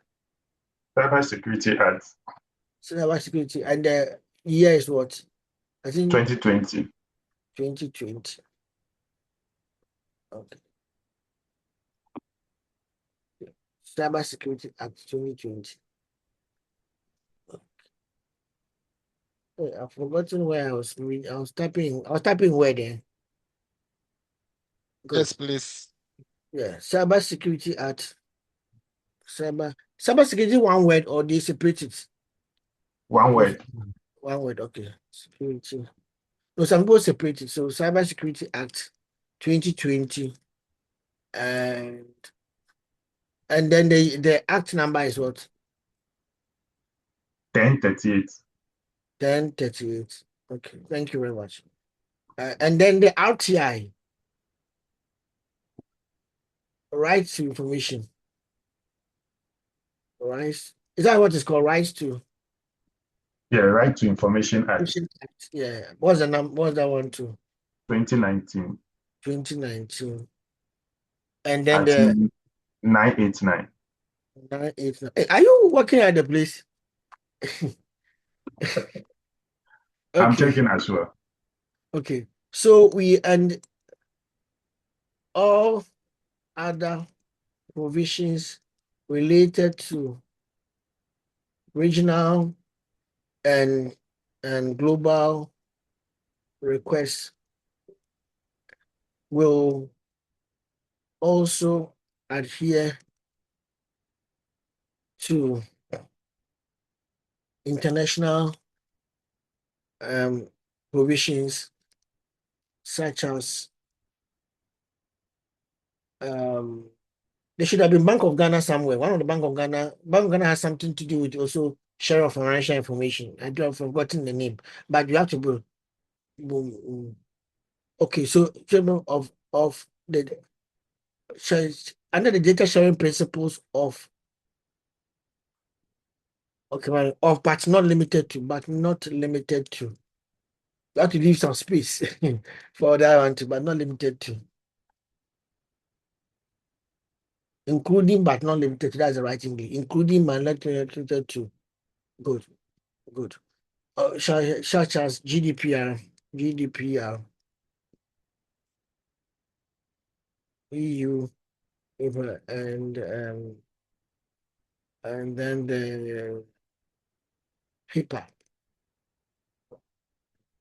These are acronyms, so you can have an acronym section and then add the different acronyms. Yeah. Thank you very much. Okay. So thank you very much. I put that one there. There's something else you said that the name is what? Data sharing policy. Okay. That's very, very good. Okay. So the number is supposed to be 4.5. Oh, sorry. Okay. And then 6. Good. Now let's look at somebody was saying something here. The hand was Daniel, sorry. Daniel Ati. Okay. Yes, Prof. I wanted to ask if I think partially you answered it because I wanted to know if the Jubilee House document is what they use or it's a fictional document. Oh no, we did it in class. Like you have come here and then we did it. Like I interview you. Like I can call you. Maybe this lady says she works in Goldfields, and I ask her questions, and we used to develop it. That's how we did it. Okay, because when I was going through, I noticed they stated who should approve the document, but Yes, the please. document itself does not have a version control. Good. You are right. No, it was. I deleted that one because we're using this one to do communication. So we're putting this on AI. I didn't want to have those details in it. So let me show you. The actual document has it. It has everything in it. In fact, Okay. you have reminded me because yesterday I was using this document to teach students how to be able to do communication, which I'll teach you later. How do you communicate the policy? So I was teaching them how to turn this one into a brochure, how to turn it into sections into a video, how to turn it into a jingle to do advocacy. So we had to remove some of the information from it, because otherwise the AI was not able to understand it. Yeah, that's what Okay. happened. Yeah, but the actual documentation has it like this. It's in the let me just open that one and then copy it and bring it here. Just give me a second. That's a very good observation. Yeah, and Prof, also, are Mhm. they supposed to be classified? The document itself, is it not supposed to be classified? It's actually not supposed to be classified if it's just a policy guiding all the people there. It's not necessarily this one has nothing. It's in fact this is more of a public facing document so that you can be able to know what we do. But they have an internal one. Remember the classification of data there. They said there's one called at the one level is internal, at one level. Yes. Yeah. Yes. Good. Just give me a second. Let me open what I wanted to show to you. So I have a book on data governance. It's in the bookshop. If you go in on one of the chapters, I have that document, that statement you're looking for, and it's okay. But let me just share everything because keep on opening the documents and struggling on. So this one like this has the, I want to go straight to what you are looking for.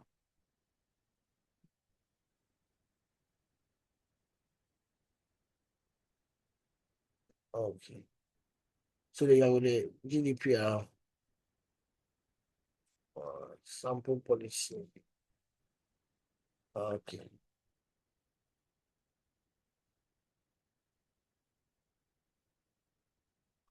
So these are the schema that I use. There's a section for the policy statements, there's a guidelines, principles, and then you can have, I think sharing is not in here. It's supposed to be part of, on its own will be part of them. Then they have core components, data access, data usage, all these other ones. Okay, so we adapted this one for Jubilee House, and this is it. Do you understand it, gentlemen? Yes, Prof. Yeah, this is it. So in the actual document, it was inside. So I would have just copied this one and move it to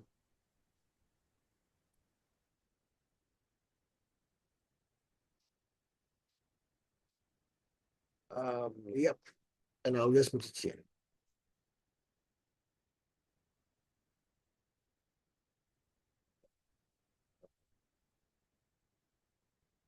Sorry, I think I didn't fix it well. Okay, there's something there already.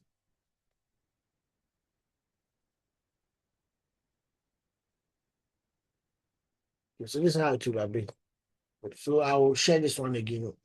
Let me just save this one as updated, so I don't confuse that one with the other one that you guys had earlier. Fine now. Okay. You are right. So you put in the details and then you get it. Approval authority chief of staff. Then it goes in there. In fact, there's more you can add. This is just a simple document, just covering some few things, but there's more you can add. There's more you can add. But at least it's a starting point that we wanted to establish from what we were doing. So in the book, it's a little bit structured a different way. Okay. So this is what I was telling you: public, internal, confidential, restricted. Section. Then you have the different things that we go through. How to escalate things and stuff. Okay.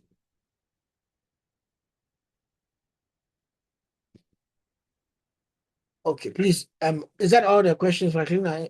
And is that all that you have to say for now? No, sir, I had a second question. I wanted to find out, under the data retention and I think disposal also, Yes, I was please. going to ask, so when we reference an act, can we put what that act says with regards to that topic there, or it makes the documents bulky? I was going to ask that No, before no, we get there. okay, you could you could actually do so. But Okay. because in the document, we want to make sure that we use the big one. For example, if you go into an act, the act may have about 3 different pages for it. So you can't bring everything there. So you can just say that from provisions this to this, or principles that to that. And that's why you say that the whole document. So that in case the document itself is updated, you don't have to come and update this one again. Okay, If go on. you take actual clauses, the problem is that if you update, you have to come and change this one too. But if it is just that we are referring to that at any other future, if I didn't say any other future revisions of it, then it means that you use that one. So far that act exists, the act plus its future revisions of it is what we are going to adhere to. Remember, policy is very abstract at the beginning. It doesn't try to be so specific, but it gives you room for operation. That's why even in this other one, with all other provisions, all other, so that at the end of the day, you can be able to give some room for people to be able to work in. Because you don't even know what tomorrow morning. Look at currently AI has come. Ghana has now developed an AI policy. Now, if you are developing an AI policy, it affects your Data Protection Act. It affects your Electronic Transaction Act. But we are not going back to change all of them because the AI has come. So we try to see how best we can get the AI work with them as of now. Then as we grow as a nation, we get much more maturity. We can go back and update that one so that it's responsive to all the different technologies that are coming up. Are we okay? And sometimes what they do is that they internally they develop not policies but guidelines to guide operations. While the policy will take some time for it to go through parliament and stuff to be assented to.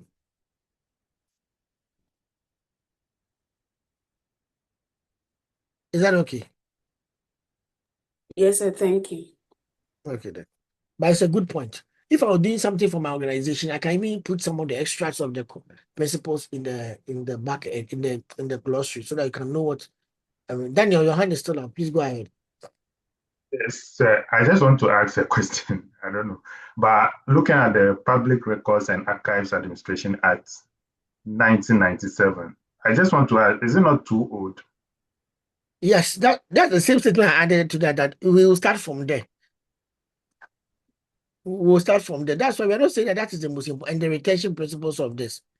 Because that is the unit supposed to actually oversee those kind of stuff. And the public archives, I think it will be stronger on the printed document than the electronic documents. Electronic. Oh, okay. Yeah. And remember that we said something here that is governing everything. Where is it?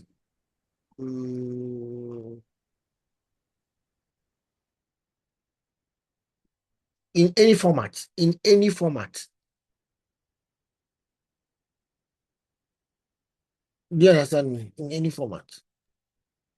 Okay. Is it okay then now? Yes, sir. Yes, Prof. Okay, thank you very much. I'm happy about it. You see, the people I told the data governance themselves too, they didn't even ask these questions. So hey, it's interesting. Okay, so look at this one. This is a government, we're looking at budgets and how other people develop it. So good. At the beginning, we have the don't I have it? Let's give me a second. Let me see.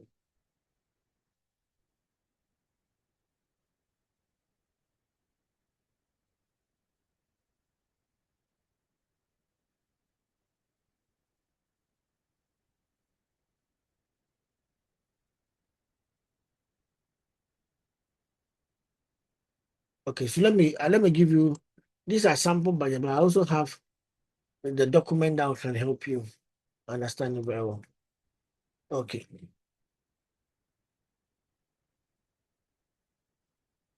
So we are looking at data governance budgets for different institutions and how they put together. And I came up with a framework on what you look out for. So in my view, you start with the template says I start with the personnel data, personnel costs, how much you are paying your governance lead, your stewards, your custodian, and then your executive who will be sponsoring it if there's a need. Now let me say something.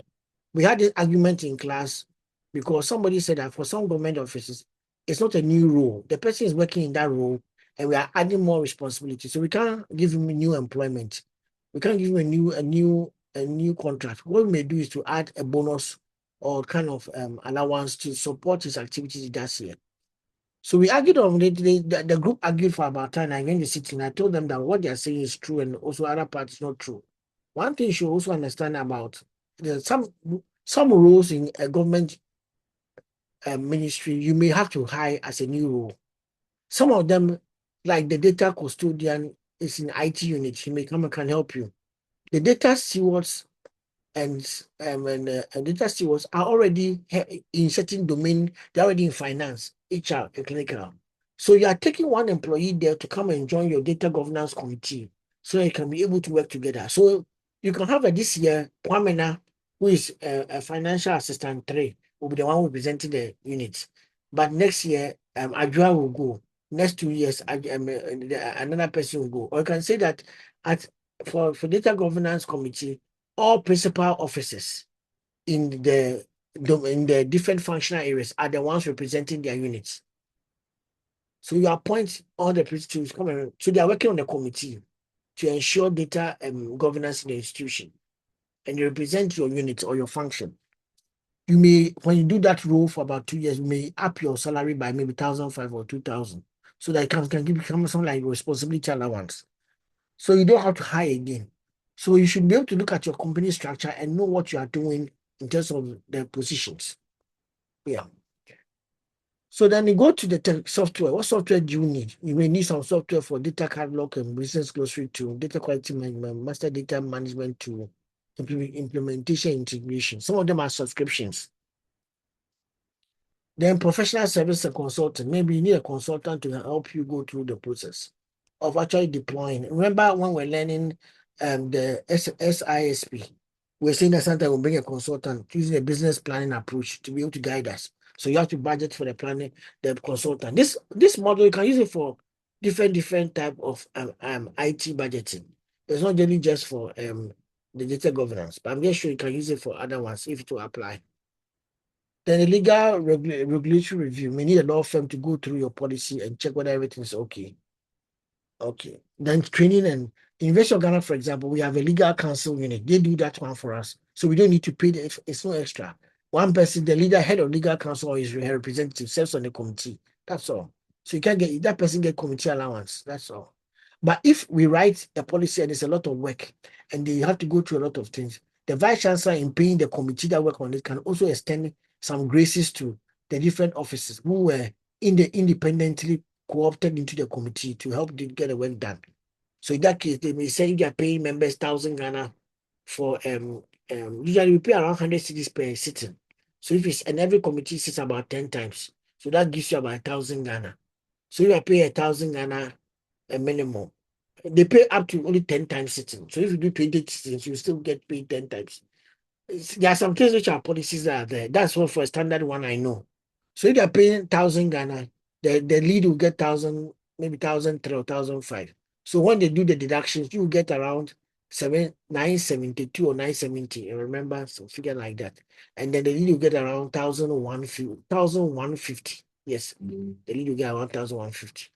So in that case, the office that didn't work directly with the committee can be each member can get maybe 500 or and the take home is around 480 or 440 or 420.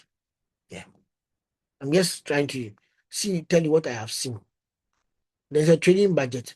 The training budget, you also have a communication, but some expand and call it marketing and communication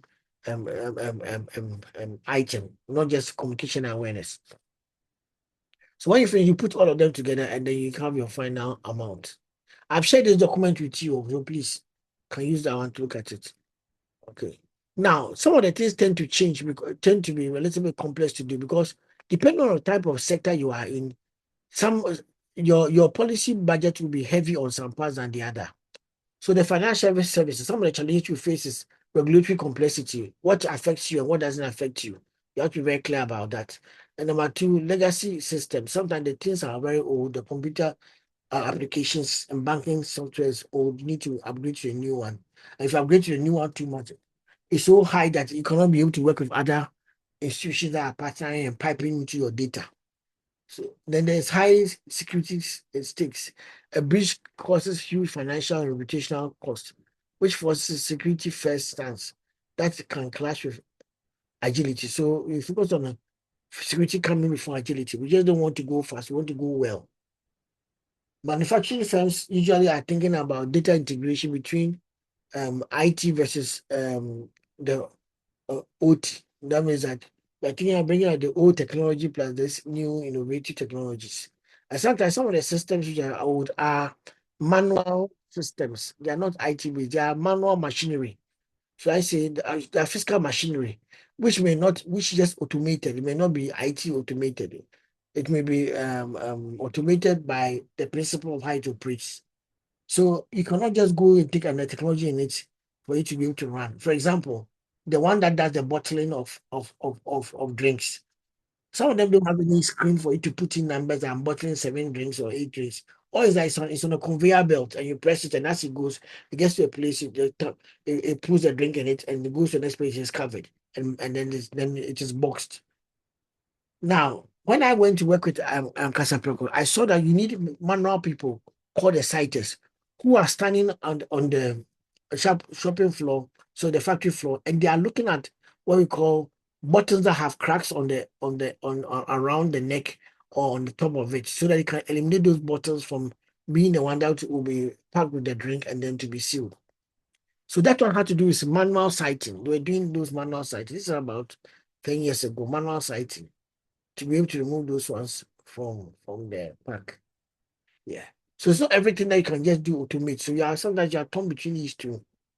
Using digital automation, then using the old school automation in that sense.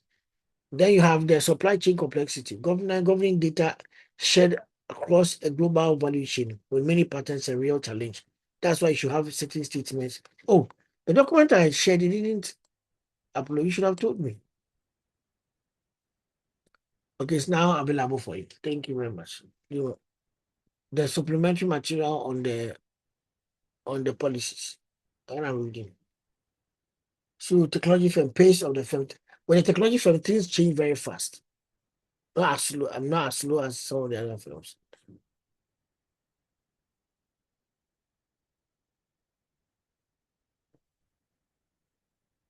Okay. So what then we'll do is that we can look at one EcoBank. This EcoBank's on estimated first year investment in the enterprise-wide governance program at EcoBank. Aims are on ironclad security of customer financial data, full compliance with Bank of Ghana directives and Data Protection Act, sharper risk modeling, reporting, and data that is ready to power growth and customer service. How many employees? 2,000 plus. Currency, Ghana cedis, industry, financial services. So we are going to pay our head of data governance 720,000 a year. Today I saw some metrics going around about how much banks spend per employee, and I realized that the highest was from Stanchart. They spend that much, almost 800 or 900 per person. But I was looking at the salary, I was looking at the statistics, I was saying that this is very flawed. Because if you just take the number of employees and their personnel cost and just divide, it is possible that the personnel cost is heavy at the top management. So one person at the top management can cover about 10 employees, which are the down the management. But if you just do the division, what you are actually getting is a very warped or ill analyzed perspective of the fact that Standard is spending almost 900,000 per employee. No, they will not be spending that much. It may be some employees who get that much, but other employees are getting far lower. Anyway, let's continue. Michael, do you have a question? I saw your data quality analyst and then data stewards. Remember, I told you data stewards are already working in the institution, so you are buying a percentage of their working time. Good. And the data custodians do the same. Then you go to the technology and software costs. So you see the different technologies that we'll buy and subscribe to, but it has to be specific to your policy. What you put in your policy, what you budget for. So don't write your policy, your budget statement just like that. Always make sure that you know that what you put inside. Professional services and consultancy, training and change management.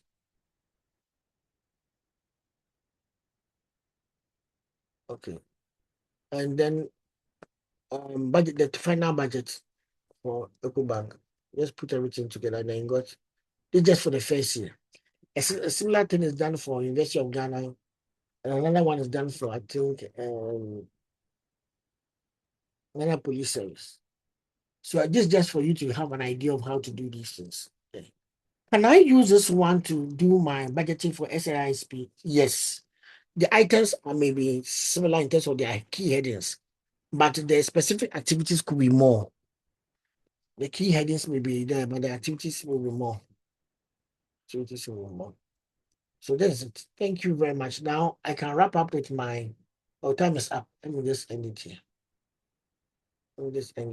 Okay. So this is what I did. I'll share it with you so that you guys can look at it. So I can choose whether you modify. Okay, so I have two documents. I have one document that shows you where I took my evidence from, and where another document that shows you the actual policy. So I will share both with you. But this is okay. Let's see. Start from here. Overview of. So the number, the list is wrong. Okay. the technology plan. So this is my overview. I had the key organization. Some of you are writing essays. There's nothing wrong with it, but I wanted to have the introduction, the organization's mission, then the description of the organization. I saw everybody doing that one, so I don't have a problem. But I don't know how you prepared it. The organization description, I use a table to make things easier. Because it's a policy, I can use table to summarize some of the things. The information technology planning team, I think I saw somebody do this last time. I didn't know whether I did it as detailed as I've done mine. Then I went to organization analysis. I did the processes and how it works today. So the current business processes, the loan, how it works today, the report, how it works today. I went to the processes. Which processes to improve? Why should I improve it and how? Some of you did the process and then the how. You didn't capture why.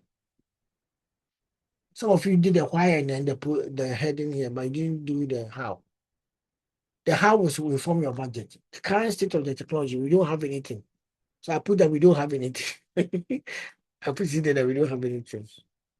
So I put it there with the different topics in the shortage and surplus, fit and systems there. Then I went to technology acquisitions, what I want to buy,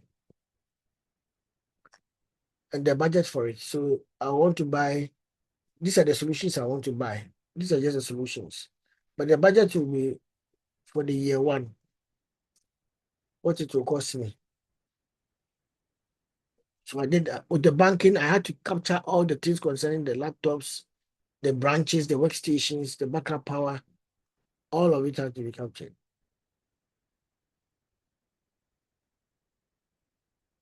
Okay, then I also had something. Dina, yeah, you can go ahead. Yeah. So please, were you using the current prices, or maybe you would take the current price and add on to it? Okay, good. That is one thing I realized that some people today I didn't do that justification here, but I tried to do estimates. But what is important is that you should have had another column called notes like you do in your bank.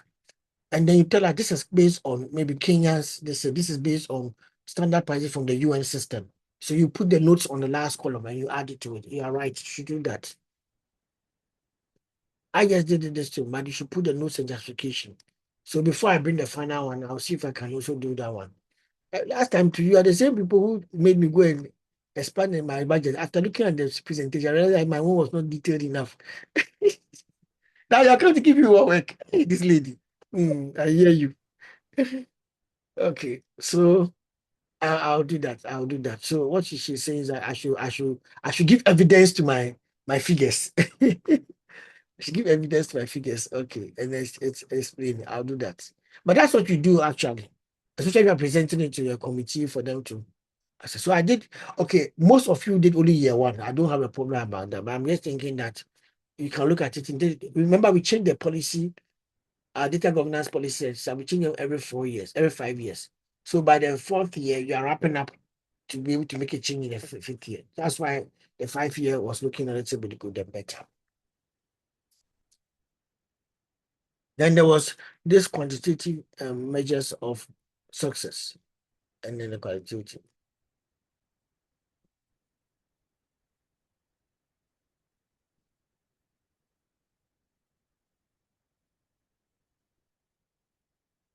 Okay, so that brings us to the end. Thank you very much.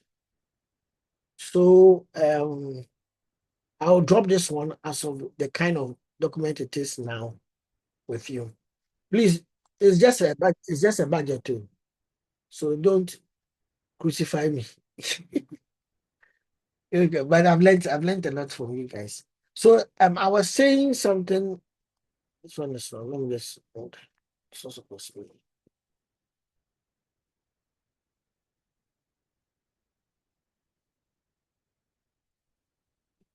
Okay, I have it here. I was saying something that I'm giving this one to you already. So we are good with that. Okay, and this one I've looked at it already. Now the justification is not just about the notes that you are justifying why you are paying, but where is your amount informed of? Yeah. Where are you picking the amount from? Which standards are used? Thank you very much. Then I said today's insightful. When we do communication, we're very, very happy. Because communication will bring everything together. And you see why you put certain statements in your policy, certain statements in your work. So our last lecture is communication. After that one, then we can do our presentations. Okay.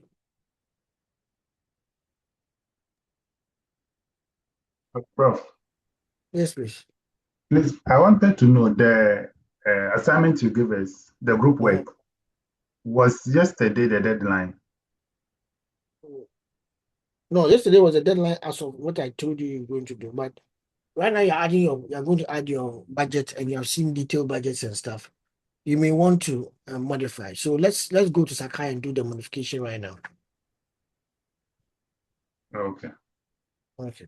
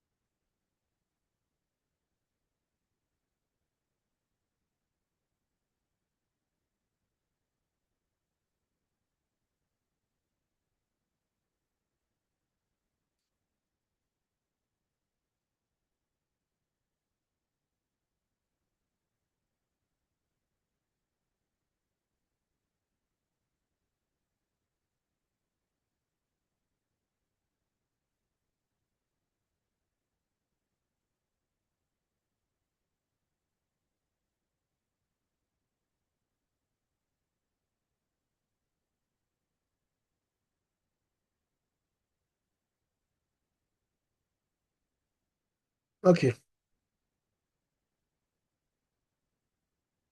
So this is it. Do you see it? This is the one I'm talking about. Yes, Prof. The challenge. Yeah. But we have group 2.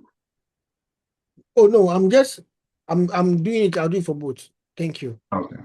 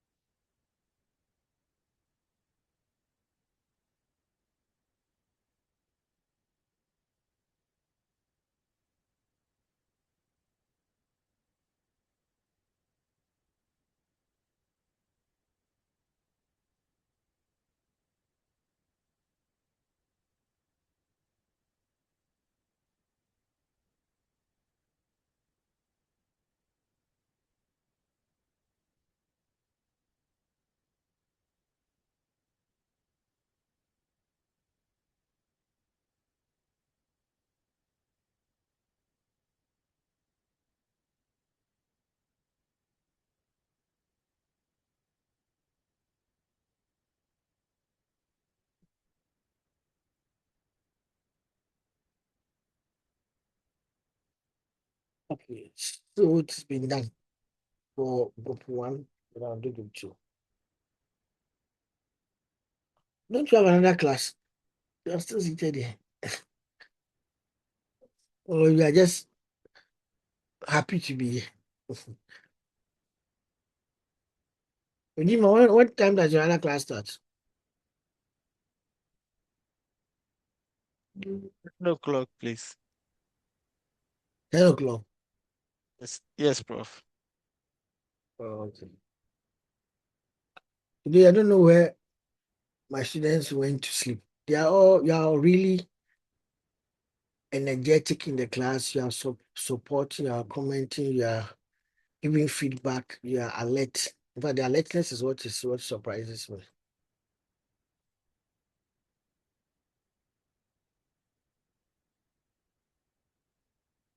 Okay.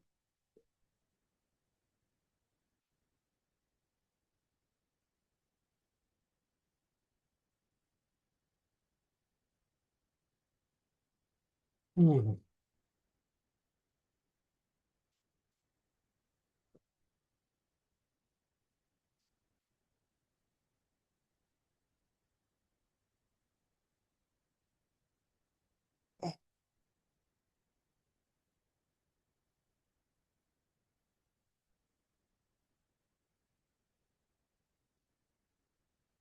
Okay, I've done it. So up to 8 August, all your final changes you should do that. Please, your policy document, it has to be professionally presented.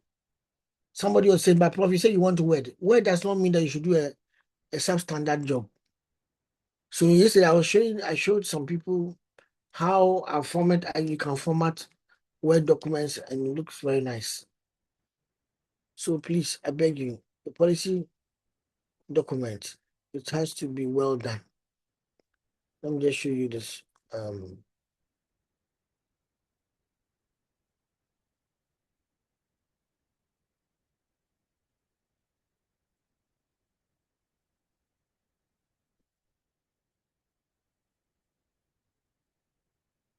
Come on, just give me a second. I just want to show you something.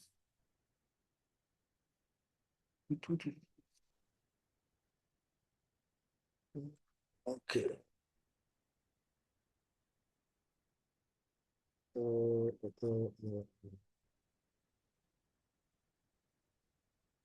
Okay.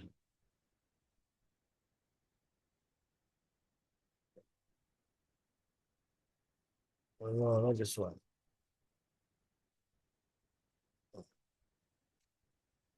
I was using it yesterday.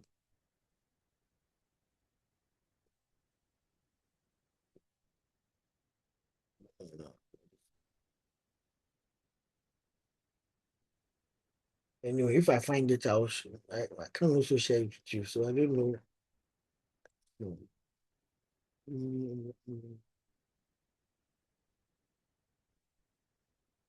Green UG research reports.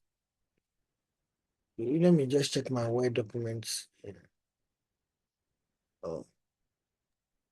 Prof, please, we would like to ask permission to join the other class. Join the other class and go. Later on, when we come to when we meet you in the other class, I'll discuss with you. But try and professionally present it. That's what I'm just trying to say. Okay, thank you, Prof. You know.